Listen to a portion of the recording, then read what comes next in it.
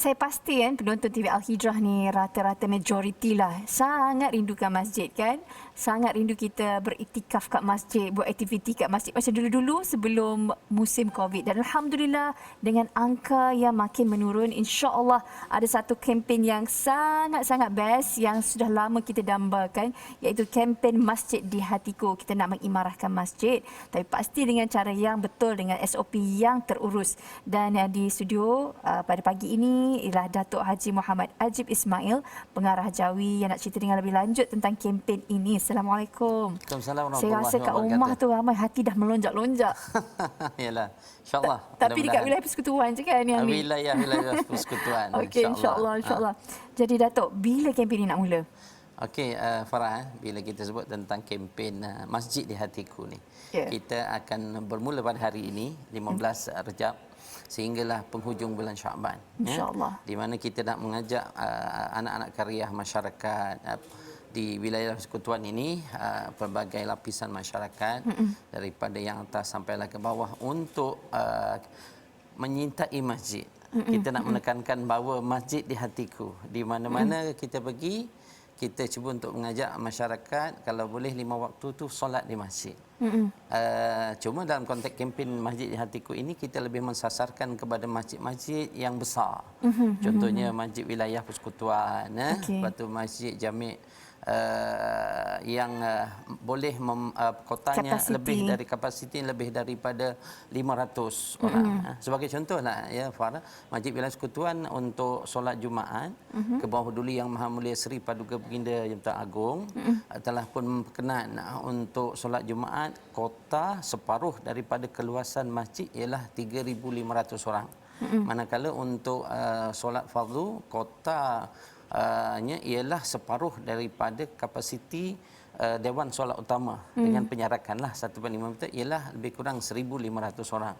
Banyak. Jadi kita nak ajak mereka untuk datang solat berjamaah di Masjid Wilayah Persekutuan sebab kadang-kadang solat 5 waktu lah ya, maghrib, isyak, subuh, asar dan juga zuhur, kadang-kadang tidak mencapai 100 orang. Jadi banyak sangat lagi kota tu ada 1,400 orang lagi. Yalah. Jadi mungkin orang tak tahu kan bahawasanya ada kapasiti yang begitu besar. Okey, apa lagi tujuan ataupun objektif adakan kempen ni? Okey, tujuan kita nak bawa masyarakat kempen ini kita kaitkan dengan satu pelan, iaitu pelan pengimarahan Masjid Wilayah Persekutuan yang telah dilancarkan tahun lepas, di mana pelan ini akan berlanjutan sehingga 2024. Dan ada beberapa trust yang kita telah pun tekankan di situ, dan antara trust-trust yang penting pada kita ialah bagaimana kita nak mengajak masyarakat kita ni untuk mencintai masjid. Dan kalau kita lihat bahawa sekarang ni bulan Rejab dan juga bulan Syaban, kita digalakkan untuk banyak beribadat dan kita juga tekankan pelbagai aktiviti-aktiviti. Kalau kita lihat di kaca TV, maknanya pelbagai aktiviti yang telah pun kita gariskan, dan ini adalah inisiatif daripada Yang Berhormat Datuk Seri Dr. Zulkifli bin Mohamed Al-Bakri, iaitu Menteri di Jabatan Perdana Menteri, dan kita telah pun bersama-sama dengan semua 89 masjid, 123 surau Jumaat dan 567 surau, serta 172 surau yang diberi kebenaran khas untuk diri Jumaat oleh Jawatankuasa Perlindungan Hukum Syarak Negeri. Kita nak mengajak umat Islam ataupun anak karya di wilayah persekutuan ini, di mana Jawatankuasa Perlindungan Hukum Syarak Negeri telah pun memberikan kebenaran surau biasa diberi kebenaran untuk diri Jumaat khas semasa PKP, PKPB dan PKPB. Maknanya sepanjang PKB, sepanjang tu, maknanya surau biasa yang telah pun kita lihat semua speknya mencukupi, kita akan angkat ke Jawatankuasa Perlindungan Hukum Syarak. Jadi seterusnya yang ketiganya, kita sebenarnya nak mengajak masyarakat dan anak karya untuk memberi penekanan tentang solat subuh berjemaah. Ya, solat subuh kalau boleh, maknanya solat subuh ni umpama solat Jumaat. Solat subuh ni umpamanya solat 5 fardu yang lain lah. Sebagai contoh so masjid-masjid yang besar, saya sebut tadi Masjid Wilayah Persekutuan, dan mungkin Masjid Saidina Umar, mungkin masjid-masjid yang Masjid Jami' Seri Petaling. Masjid Jami' Seri Petaling pun dewan solat utama dia boleh memuatkan kotanya 1,000 lebih. Okey. Jadi Masjid Ibn Khaldun pun boleh memuatkan sehingga 600 orang. Okey. Yang Tapi ni saya selepas yakin SOP ke Datuk? dengan SOP. Okey. Maknanya kalau tanpa SOP jumlahnya Lebih lagi lah. besar. Okey. Kalau Masjid Wilayah Persekutuan, kalau tanpa penjarakan 1/5 dan memenuhi semua kapasiti dalam, kanan, kiri, belakang, termasuk laman hidayah tu boleh memuatkan hingga 17,000 orang. Masya Allah. Sehingga 17,000 orang. Jadi kita nak ceritakan bahawa apabila ke bawah duli Yang Maha Mulia Seri Paduka Baginda Yang Tuan Agong telah pun memperkenan tentang kota untuk solat Jumaat dan juga solat fardu dengan kapasiti dan juga dengan SOP iaitu penjarakan fizikal 1/5 dan juga dengan SOP yang lain lah, sebab kita ajak ni pun kita kena patuhi segala SOP kita. Ya. Pertama kena bawa, kita galakkan bawa sejadah sendiri untuk memberi keyakinan kepada jemaah yang lain. Yang kedua, kena bawalah sanitizer sendiri walaupun di masjid ada. Dan yang ketiga, kena bawalah face mask yang baru. Kalau tak ada face mask, bolehlah kami dah Jawi Food Bank mempunyai stok untuk kita sumbangkan face mask. Sekarang ni face mask pun murah kan? Ya, Jangan di recycle face mask tu. Ya, betul. Cuci-cuci maknanya dia tidak sesuai. Dan seterusnya makna kita perlu menjarakkan fizikal. InsyaAllah lah kita pun telah memberikan kebenaran kepada pengurusi jawatankuasa masjid dan juga surau Jumaat untuk melantik petugas-petugas bagi memudahkan jemaah untuk masuk dan juga keluar dan tidak berpusu-pusu ataupun tidak berasak-asak. Dan saya yakin bahawa jemaah-jemaah di wilayah persekutuan ini cukup berdisiplin dan mudah-mudahan kita terus bebas daripada COVID-19. Amin ya rabbal alamin.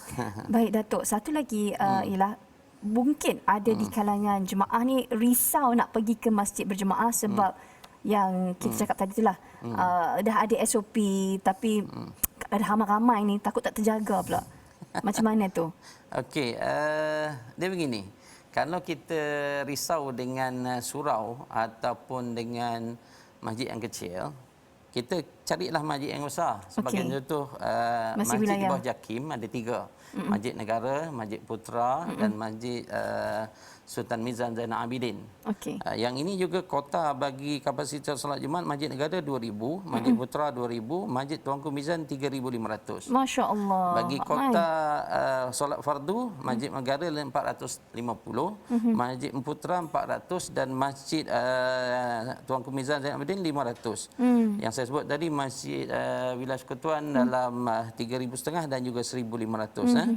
Dan kita lihat masjid-masjid yang lain yang berada di berhampiran lah. Mungkin kita nak memberikan penekanan kepada anak-anak karya. Kita nak hidupkan masjid-masjid yang besar. Semoga dia menjadi asbab keberkatan, kerahmatan dan pengampunan Allah Subhanahu Wa Taala. Dan semoga dengan doa-doa, dengan munajat-munajat itu, walaupun di kawasan PKPB, sebenarnya di kawasan PKPB dan PKP ini ada sedikit perbezaan. Tapi ini mengambil kira perkenan ke bawah duli Yang Maha Mulia Seri Paduka Baginda Yang Tuan Agong selaku Ketua Agama di Wilayah Persekutuan.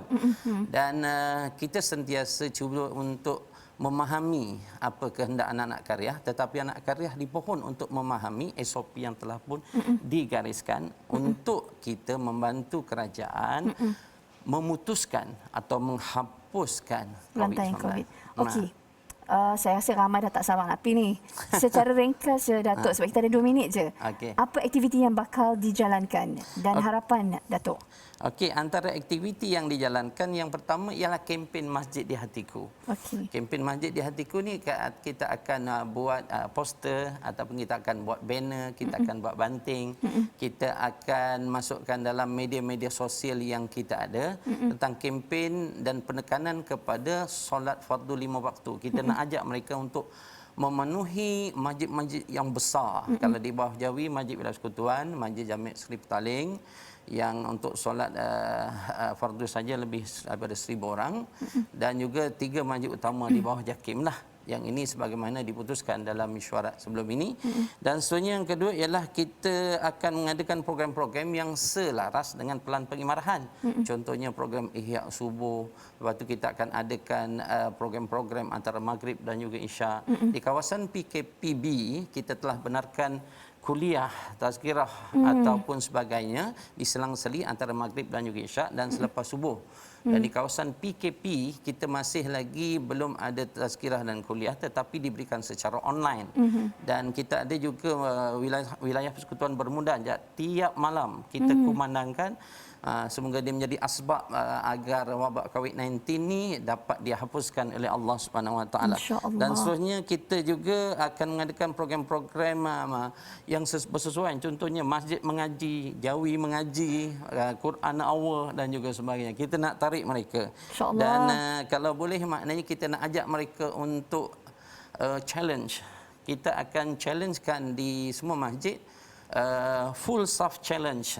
Wow. Saf mana yang penuh di masjid-masjid tapi dengan penjarakan fizikal. Nah, pastinya. Sebab kita dah keluarkan SOP ataupun pergiling tentang penjarakan 1.5 meter itu. Dan sebenarnya kita juga setiap hari mengadakan pelapuran-pelapuran dalam kami punya grup dan juga sebagainya. Dan kita sebenarnya mengajak semua asatizah kita untuk bersama-sama. Sebab apa? Kita berusaha untuk menangani COVID-19 ni pastinya dengan program aktiviti dan juga gerak kerja dari sudut luaran kita, fizikal kita. Dalam konteks yang kedua ialah kita perlu kuatkan kerohanian kita.